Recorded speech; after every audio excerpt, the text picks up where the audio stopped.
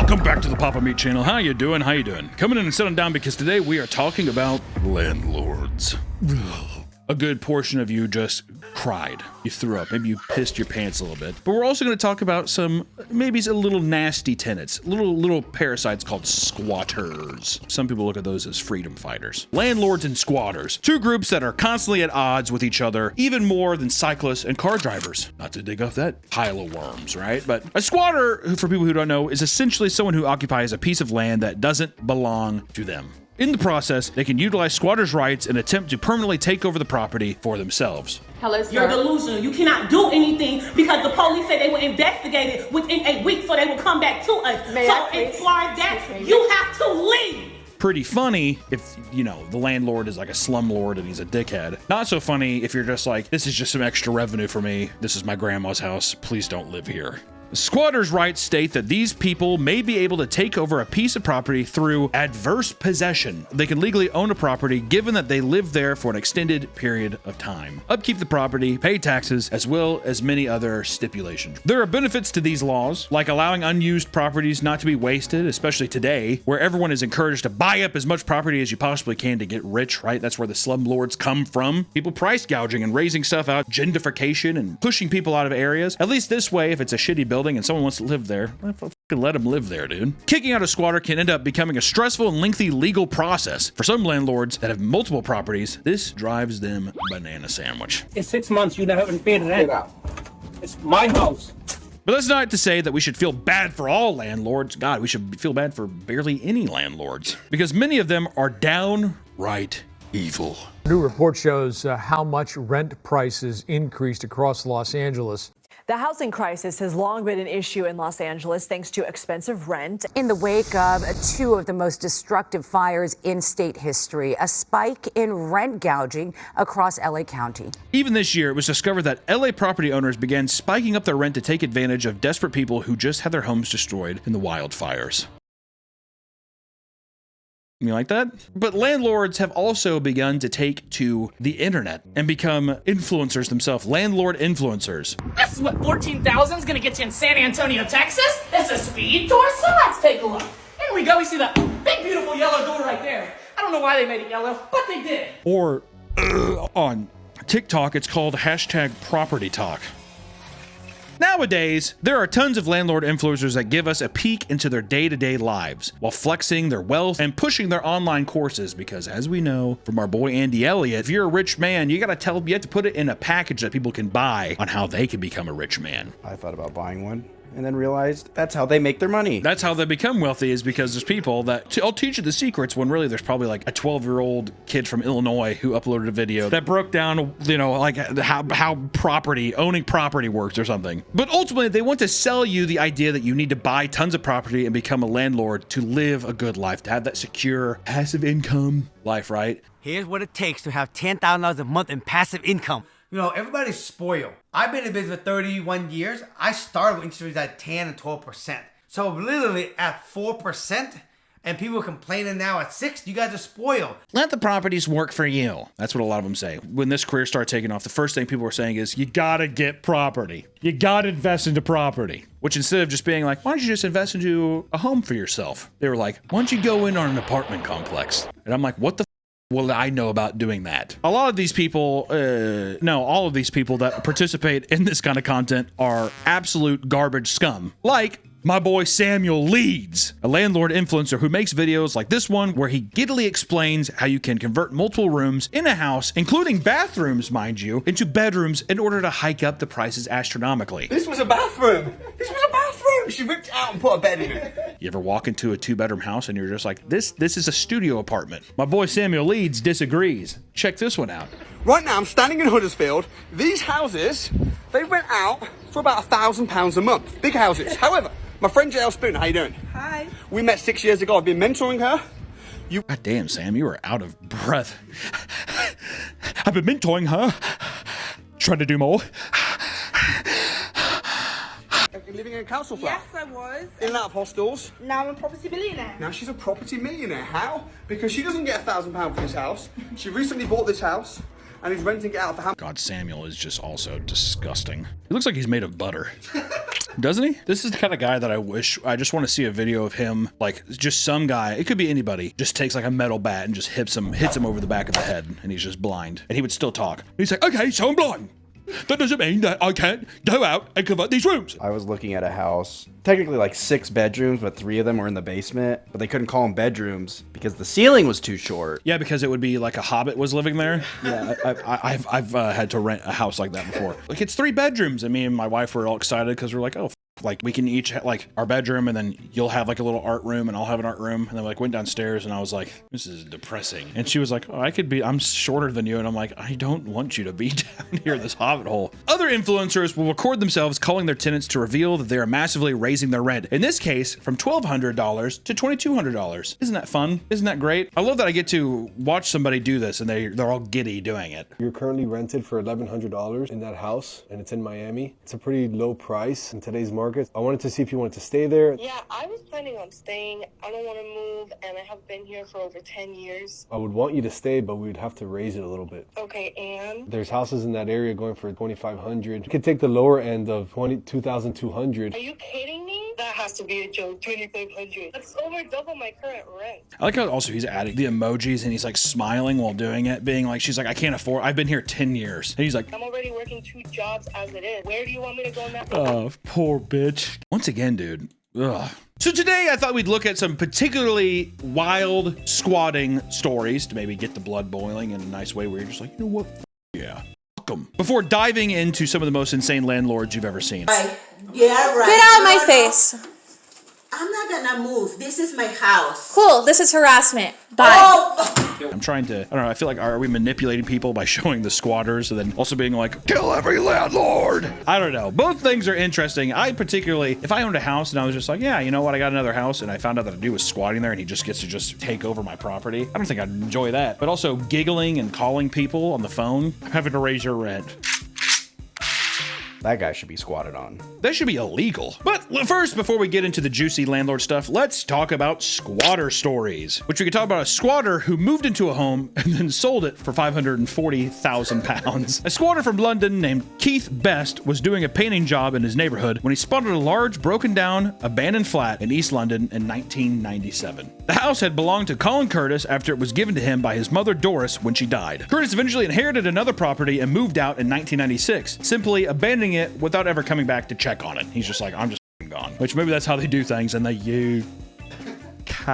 Keith slowly began his renovation, sinking £150,000 into the property out of pocket, despite not even owning it. He admitted in an adverse possession claim, but happened to do so only weeks after it was criminalized. The Curtis family discovered what he was doing, which began a lengthy legal battle over who owned the property. By the end, Keith had spent £400,000 in legal fees, as well as £245,000 to Doris's granddaughter as compensation. Okay, first off, where the is he getting this money from? Because Doris was an old retired woman, Keith was under harsh ridicule. He told reporters, I've been portrayed as a thief who cheated an old man out of his home, but that's not true. The whole thing has been a nightmare. It affected me health. It cost me a lot of money. I never made anything from this, and it's being made out that I robbed a pensioner. I have not made a profit. The negative press led to him to losing his job while having to return to court 8 times after failing to settle the dispute with the family peacefully. The stress was so great, according to Keith, that it led to the mental decline and the eventual death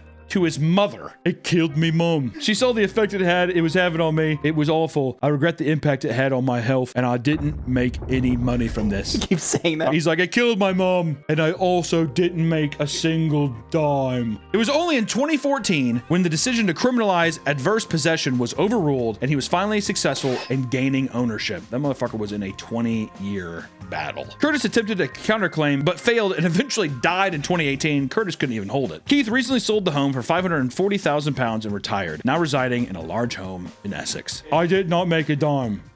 Until now. Which also, $540,000 seems like he still didn't. I lost money on it. With the court fees and everything else, he just sold it. He's like, even Stevens. He's just waiting for Curtis to die. He's like, I'm gonna take it to the fucking Or we could talk about a homeowner who was taken to jail. In 2024, a woman from Clayton County was arrested after her home was taken over by alleged squatters. A woman named Hale had one day discovered a woman named Sakamiya Johnson inside her home, but when she called the police, they refused to have her removed. Under the Georgia Squatter Reform Act, she did qualify as a squatter because she was related to the partner of a tenant who was recently evicted from the property. She even had a signed order that denied that she was a squatter. What followed was a several-month-long court case that eventually ended in Hale's favor 3 months later. However, she found herself in more trouble when it was time to reclaim her property. Hale planned to clean up the house now that it would soon belong to her, only to find that the locks were all broken. Soon, Sakamiya and a man she brought with her had forced their way into the home. When cops arrived, they deemed Hale's action as an illegal eviction since she was forcibly removing items that belonged to Sakamiya, even going as far to yell, "Leave before I get my gun." Because Hale had not yet received the proper documents to legally evict a tenant, she was charged with criminal trespassing and a misdemeanor count of terroristic threats. Hale was thrown into a police car and forced to stay the night in prison. Eventually, she was able to successfully reclaim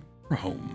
You gotta be careful. My parents had squatters. How long did they occupy the house for? A couple months, because we were in California. Because the thing is the house was actually being foreclosed on. The foreclosure letter got sent to the tenants, and they opened the mail, which is illegal. So then they just decided, we're not going to pay. Didn't you say that they left the house in absolute disgust? That was a different tenant. My parents had 3 houses. Your parents are slumlords? Yeah. Today's video is sponsored by Hungry Root. Have you ever wanted a personal shopper for groceries or a nutritionist nearby telling you what to eat? I know I do. Well, now you can have both with Hungry Root. They make it super easy to eat high-quality, nutritious food and achieve your health goals. If you're looking for anti-inflammatory, gut-friendly, gluten-free, or dairy-free, all you gotta do is let Hungry Root know, and they will fill your cart with personalized recommendations that only get better with time. They ask you a bunch of questions like, what do you like to eat? How much do you like to spend per week? And then they can begin recommending things that fit your life. Because when you're trying to eat healthy, it can be easy to know what to leave out, but sometimes it's just as hard to find what you should be eating. That's why I'm using Hungry Root to help me steer me towards meals that will keep me on my health goals. Hungry Root has over 15,000 recipes to share, so there's something for everyone. Plus, all of Hungry Root's recipes can be made in just 15 minutes or less. Take advantage of this exclusive offer. For a limited time, get 40% off your first box, plus get a free item in every box for life. Click the link below or go to hungryroot.com and use code PAPAMEAT. That's 40% off your first box and a free item of your choice for life at hungryroot.com with code PAPAMEAT. Thank you, Hungry Root, for sponsoring the video. Back to the video. Now let's take a look at one of the most historic cases of squatting, which took place in 1969 in London. Didn't know so many London cases here, huh? A group of organized hippies created the London Street Commune after taking over a 100-room mansion at 114 Piccadilly in London's West End. It happened during a time of radical politics fueled by a decade of rock and anti-establishment sentiment. And on top of this, there was a housing shortage after World War II that made it incredibly hard to find shelter. Many of the remaining buildings were left vacant by property owners waiting for its development value to increase. A bunch of broken buildings from the war, and they're just like, fuck it, I'm just gonna leave it. And then whenever it actually starts to spike, that's when I'll start renovating it, and then it'll be worth however much more. The group's reasoning behind this act was to show the world that the city doesn't get to just belong to the rich people in power. Unfortunate, because yeah, it does. I mean, that's just... The group stormed the building, put up barricades, and even installed a homemade drawbridge over a dry moat in order to keep unwanted visitors at bay. It was renamed Hippie Dilly. Honestly, dude, creating a drawbridge is sick. I want a drawbridge. What do I have to do to get a drawbridge in my life, dude? Probably can't be that hard to make nowadays, right? You're not a big, crazy one, but just like a little... some chain to get some Home Depot or something. Hordes of hippies, drug dealers, runaways, and more began living in the building. It was so populated that they had to host house meetings and give people jobs, like contacting local restaurants and catering companies that were sympathetic to their cause because they need food to also feed all of these people. Basically became a homeless shelter is what it became. The place became a media sensation to the point where some celebrities would show up, take pictures, and attempt to be seen as hip. Yeah, Mick Jagger with the giant mansion. Oi, you guys are really giving it to him, eh? Many were outraged by their actions, and protesters began chanting things like, "Monkeys get back to the zoo." Those who tried to get into the property were met by members of Hell's Angels, who aided them with security to return for housing. Hell's Angels is in Britain? I guess, dude. I don't know if they fly over with their motorcycles. I like to imagine they're on the inside the plane. We gotta help them, man. They refused to comply with eviction notices, and it only took 3 weeks before the entire mansion was raided by police officers. They gained access by having a few officers trick the security into thinking they wanted to help an ill pregnant woman inside. Classic ruse. Only to send in 200 more officers. There's a pregnant lady in there who needs help. Oh, really? Hippies started chucking iron bars, wooden planks, and other items around the house at the officers, but it was all shut down fairly quickly. There were a few arrests, but a majority of the residents left without pushback. They're just like, just get out of here. Just bloody well get out of this home. This event ignited a squatters movement that continued for many, many years, falling into the 70s, probably the 80s, y'all. But then we have landlords. Let's just say landlords, yes, they price gouge. There's a lack of human empathy that goes into the business of that. But we can also talk about a landlord who gave its tenants lead poisoning. Yeah. In 2024, pretty recently, a property management company named Lamore rented out apartments in Brooklyn, New York that led to young children getting lead poisoning. Tenants were interested in the property after being lied to about the conditions. Fast forward to when they moved in, and tenants were met with leaks, mold, rodent infestations, elevated levels of lead from the paint, mold again, and water leaks. The pictures are disgusting. And in the end, 130 young children tested positive for elevated blood lead levels since 2012. Apparently, this is one of the many cases where the company had screwed its tenants over with their living conditions, reaching housing violations of over 30,000 people. In court, they were forced to pay $6.5 million in settlements, a relief that is considered historic for a case of this kind. $3 million of that settlement would go directly to the tenants impacted by the poor living conditions. So that's nice. At least there's something, at least it ends on a relatively healthy note. I will say, to be in this position where you're just like, okay, fine, I'll sign the lease, I'll go do, we'll live here, and just show up and you're just like, well, I mean, I can't afford anything else. Tragic, man. Especially in a beautiful country like this. How the hell could that happen?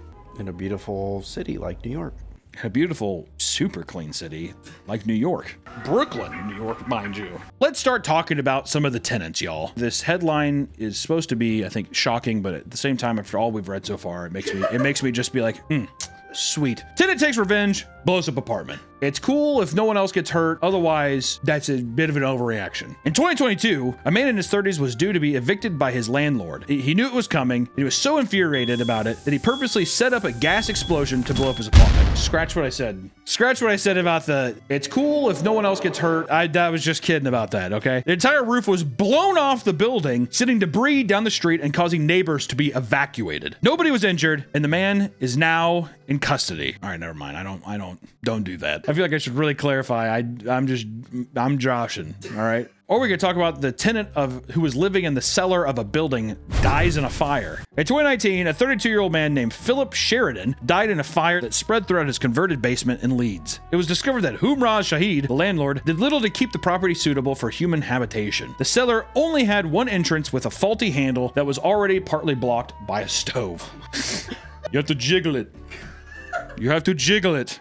It's like, I can't. He's like, sorry, my new stove is here. I don't want to move. There was no fire alarm or smoke detector either down there. I like how he set it up and he couldn't even bother. You'll smell the smoke. You'll wake up and run. It'll be fine. The source of the fire that killed Philip was the stove itself, so he had to run through the fire just to save himself. He ended up suffering severe burns all over his body before falling to the floor outside of the building, passing away after a short time in the hospital. It was clear that everything that happened was 100% avoidable, and Shahid was arrested and given a 13-month prison sentence.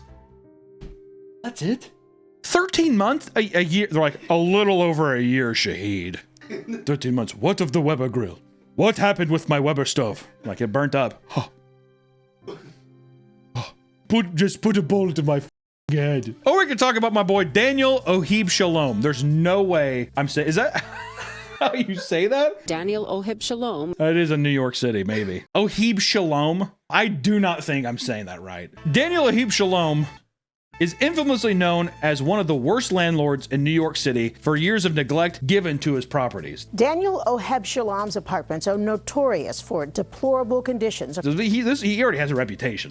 Daniel Ohib Shalom, they're just like, don't stay at his place, whatever you do. It was so bad that he was given jail time after accruing 700 plus housing violations on top of harassing tenants constantly. I hate this motherfucker. He would refuse to make repairs to the point that the doors no longer had working locks and the walls themselves were falling apart. And you can see some of the photos here. I like how he's just like, I'm not gonna repair it. And we're raising the rent. They put a Chipotle down the block. I'm raising the rent. That's the kind of landlord I want to be. I saw a Chick-fil-A, a Raising Cane's, and a Chipotle. We're raising the rent. There's a Costco 2 miles away. I saw your Honda Civic pull in. I know you're gonna drive that while raising the rent. It was believed that the landlords wanted to create living conditions horrible enough to force everyone to leave so that he could renovate and sell the buildings at a higher value. Is that fun? Did you like that? If you don't like it, leave. You know what he's gonna do to sell it for a higher value? He's gonna go to Home Depot and be like, what's the cheapest sink? And they're like, that one? He's like, I'll take like 12 of them. Do the landlord special, baby. Landlord special. Paint it over. There's cracks in the wall.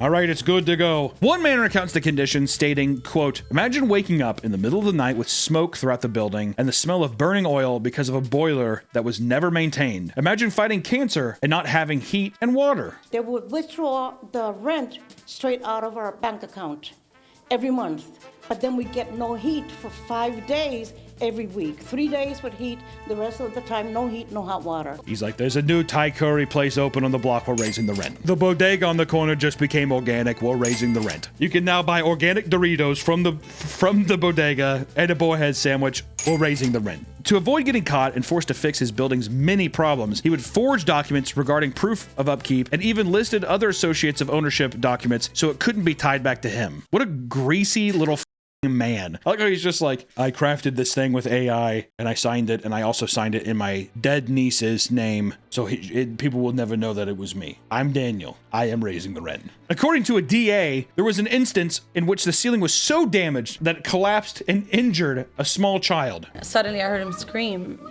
and when I went into the room, the ceiling had collapsed over him. And thankfully, you know, it wasn't a major injury, but I mean, it hit his head. It just fell on a child, and he's just like, were you jumping around? Is this because I raised the rent? He was then sent back to prison a second time to serve 60-day sentence after he failed to complete repairs at 2 properties that were ordered by the courts. Dude, just fix the property. Actual slumlord behavior. I don't have it. Well, if I have to repair it, I'm raising the rent. When the man was sent to jail, residents of 2 of his Washington Heights buildings rallied together to push the city to let them own the property as a tenant-owned co-op. That'd be really funny. You're gonna let them live in this wasp nest? All right, let's see what happens. Let's see what happens when they have to raise the rent. And then it turns into a different story when we become a landowner, all right? They received tons of support from city council members, and a conversation began about helping to set up proper financing for renovations, as well as giving them community ownership of the building. News came out that he was punched in the face soon after being arrested, which was applauded by all the tenants. Just a little cherry on top. He got arrested and someone just beat the hell out of him, and everyone's just like, yeah! He's like, so what am I gonna do? My hands are tied. I only have 700 other buildings in New York City. Okay. All right. So we're all officially barbarians now. The Mongolians have come back, and this is now China. It's like, what are you talking about, Daniel? Yeah, the guy next to him is just like, stop your crying. My stove. And they're in the same prison cell. Just killed me in my sleep. Daniel's like, I'll buy you a new stove. Oh, you, Daniel Oshalo. Did you have any really bad landlords? Yeah, dude. I think that there's ethical ways of also just being like, I have to raise it. Property values going up to meet demands with whatever. I need to make my end too. Maybe there isn't an ethical way of being a landlord. I don't know. Especially whenever I was living in like lower income housing and stuff. Those are always the worst, at least in my experience. And then you would have to put down this huge deposit for cleaning, and you never got it back. At the beginning, when you move into an apartment, you take pictures of all the stuff where you're like, hey, there's this, so you don't get charged with that end. At the end, the woman sent back the pictures that we took at the beginning of our stay that was cleaned and that was clean, and said, oh, well, these are the things that we have to clean, so you're not getting your deposit back. And we were like, that's the pictures we took 12 months ago. And they're just like, and they just ghosted us. And what can you do? And at the end of the day, you have to like live with it, just being like, well, there goes like a $300 to $500 deposit or whatever. And I think that's where they get you too, because they're just like, once again, I'm talking to my ass, but I would say like 90% of people don't get their deposit back easily. Like, it's just some shit where it's like, well, the blinds are messed up. It's like, those are $30 blinds on top of a fucking $1,200 deposit or whatever it is. But, you know, landlords can be creeps. So let's talk about some creepy landlords, such as a landlord who hides cameras in the women's room. That's got to happen everywhere. That's got to be such a common thing. That's also why, if I stay in a hotel and stuff, I'll put like bags in front of outlets, like little stuff like that where I've seen in shows where it's like, oh, there's a camera there. I've seen so much stuff. I'm just creeped out by it. How creepy is it? Not that I give a shit about anybody really seeing like my tiny pig cock or anything like that, but I'm just like, just weird feeling like somebody's like taking that video and they're doing whatever with it. Just watching you. Yeah, hawking loogies in my hand and going to town on my cock and then ordering DoorDash, not washing my hands and eating Subway. That can't get out there. In 2025, Edgar Ramirez Dihadillo, a landlord from Palm Beach County, was arrested after he hid a camera on the ceiling of an apartment he was renting out to a female tenant. What did I tell you, dude? Probably in the fire alarm, I bet you anything. She had only been living there for a few days before her boyfriend noticed her bright green light coming out of the device on the ceiling. He's like, have you not noticed this? It's a smoke alarm. It means it's good. It's healthy in here. He brought it up to Edgar, who claimed it was a device that strengthened the Wi-Fi signal.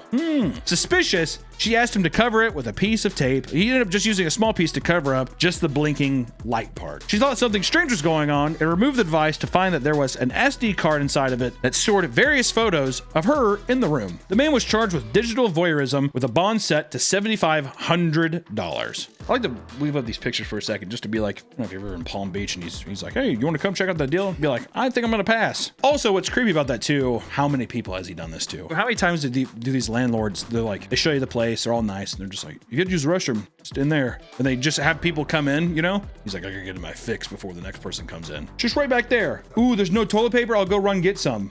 Just sit there and wait. Just sit there and wait.